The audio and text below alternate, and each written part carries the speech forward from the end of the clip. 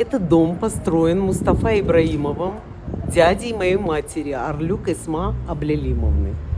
Мама Арлюк Эсма Аблелимовна родилась в этом доме. Очень богатый был человек, имел арабских скакунов, у него были конезаводы, табакофабрики. Этот дом был не маленький, больше, где-то комнат 13.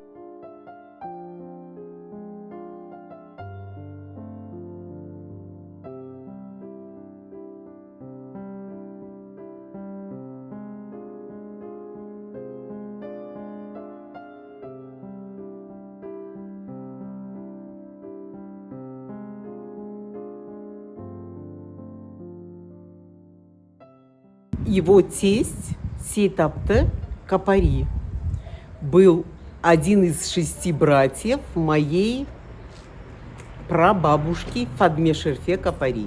Жена его была Кериме Шерфе Капари. Это была бездетная пара.